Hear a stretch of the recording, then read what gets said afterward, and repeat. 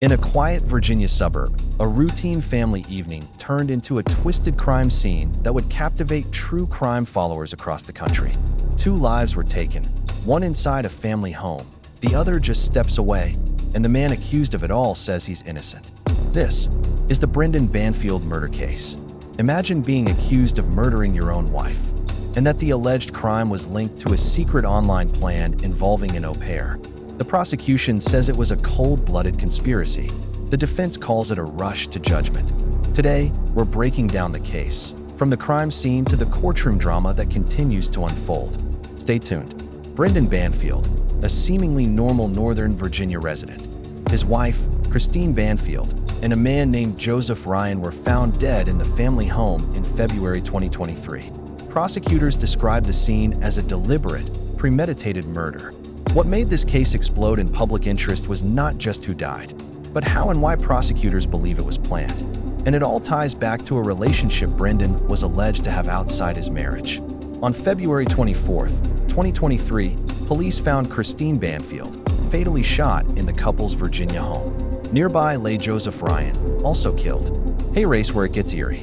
Prosecutors say Banfield communicated online with the family's Brazilian au pair, Juliana Perez Magalhães. They allege the two posed as Christine on a BDSM-themed website to lure Ryan that night, then killed them both. The goal? Prosecutors claim they wanted to frame Ryan and free Banfield to be with the au pair. Digital evidence played a central role. Prosecutors say chats between Banfield and Magalhães showed signs of something deeper than friendship, a plan. But the defense is tearing this digital narrative apart, saying the police jumped to conclusions and didn't interpret the online interactions fairly. One of their biggest claims is that even forensic evidence about who controlled certain devices may not support the prosecution's version of events. The Washington Post. Forensic experts took the stand, tracking device usage, investigating timestamps, and trying to piece together who was where and when. But hey, race the twist. One expert for the defense suggested some of this digital proof actually undercuts the official theory. This has thrown prosecutors on the defensive and given the defense team new confidence moving forward. When the trial kicked off, tension spiked between defense and prosecution. Officers who originally investigated said some of their own colleagues questioned the early assumptions. There were heated moments as detectives debated whether the investigation was prematurely focused on Banfield.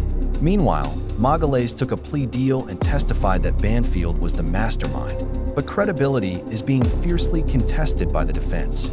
911 records revealed something strange. Multiple calls were placed that night, some unanswered, some cut short. These calls are now central to both sides' narratives. The prosecution thinks they show foresight and planning. The defense says they're inconclusive, chaotic, and not proof of guilt. This ambiguity is one of the key battlegrounds, where small details could sway a jury. As of now, the trial is ongoing, with no final verdict yet. Witnesses continue to testify, evidence is being contested, and legal experts are watching every twist. This case has become one of the most talked about murder trials in the US right now, not just for the brutality of the alleged crime, but for the tech-driven twists and controversial investigative choices surrounding it. Legal analysts say this trial could come down to how strongly the jury believes the digital evidence, whether doubts about motive overshadow the prosecution's narrative, and, critically, how credible the testimony of plea deal witnesses like Magalhães really is. Some commentators are already comparing this case to other sensational trials, a reminder of how technology, relationships, and the law collide in the modern age. So, what really happened in that Virginia home? Was Brendan Banfield a cold-blooded killer orchestrating a conspiracy? Or was he the target of an investigation that jumped the gun? Only time, and the jury, will tell.